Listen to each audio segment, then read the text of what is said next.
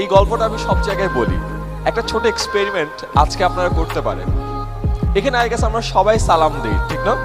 আসসালামু আলাইকুম, আপনার উপর শান্তি বর্ষিত হোক।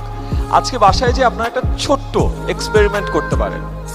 আমরা সচরাচর কিছু মানুষকে কিন্তু সালাম দেই না, যেমন আমাদের সিএনজি মামা, রিক্সাওয়ালা মামা, আমাদের টঙের মামা, বাসের কন্ডাক্টর, বাসের ড্রাইভার, উবার পাঠাওয়ের ড্রাইভার বা রাইডার, আমাদের বাসায় যে মহিলাটা কাজ করে বা আমাদের বাসার দারোয়ান, এই মানুষগুলোকে কিন্তু আমরা সচরাচর সালাম দেই না।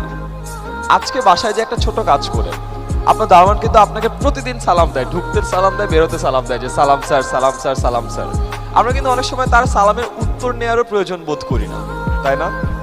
আজকে ছোট্ট একটা কাজ করেন, বাসায় যে আপনার দারোয়ানকে আপনি সুন্দর করে একটা সালাম দেন, যে আসসালামু আলাইকুম মামা, কেমন আছেন?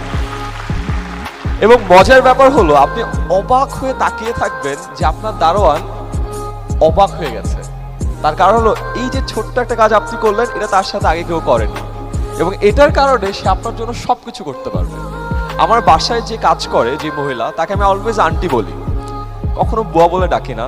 সেই কারণে নতুন বুয়া আসলে ঝামেলা হয়ে যায়। আমি দরজা খুললাম, খুলে বললাম আসসালামু আলাইকুম আন্টি, কেমন আছেন? বুয়া তো অবাক, হাতের মনে আমায় চিনতে পারেননি। বাট আমি যখন প্রতিদিন তাকে সালাম দিই, সে বুঝে যে আমি তার জন্যই তাকে সালাম দিচ্ছি। এবং বিভিন্ন নাটক সিনেমায় দেখায় না যে তোমার জন্য হৃদয় দিয়ে দিব, এটা হয় না আসলে। উপরে যারা বসে আছো, মানে আসলে হয় না। সো এই মানুষগুলো তোমার জন্য সব দিয়ে দিতে পারে। এবং এটা আমি কিভাবে শিখেছি জানো? একবার আমি ঢাকা ইউনিভার্সিটিতে একটা ইভেন্টে ছিলাম, আসরের নামাজের সময় হয়ে যায়। সো আমি জাস্ট দৌড় দিয়ে যাই এফবিএস এর মসজিদ, ফ্যাকাল্টি অফ বিজনেস স্টাডিজ মসজিদে নামাজ পড়ে আবার দৌড় দিয়ে বের হচ্ছি। এক খুব সিনিয়র এক মানুষ, শ্বেত শুভ্র দাড়ি, একেবারে পুরো সেন্টের মতো, সে আমাকে একটা সালাম দেয়।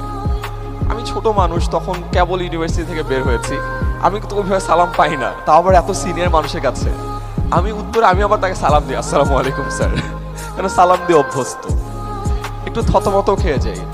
সে আমাকে বলে যে বাবা কি অবাক হলে? আমি বললাম জি জি স্যার, একটু অবাক হয়েছি। সে আমাকে জাস্ট একটা কথা বলে যে আমার না এরকম ছোটদেরকে সালাম দিয়ে তাদেরকে অবাক করতে অনেক ভালো লাগে, বলে হাসতে হাসতে সে চলে যায়। 2 বছর পর, পুরো 2 বছর পর আমি একটা জিনিস অনুধাবন করেছি। ওই মানুষটা ওই দিন আমাকে ছোট্ট একটা মিথ্যা কথা বলেছিল। ওই মানুষটার আসলে সালাম দিয়ে ছোটদেরকে অবাক করতে ভালো লাগে না। ওই মানুষটা আমাকে ওই দিন একটা জিনিস শিখিয়েছিল, যে সালাম ছোট হও বড় হও সবাইকেই দেয়া যায়, এবং সম্মান সবারই প্রাপ্য।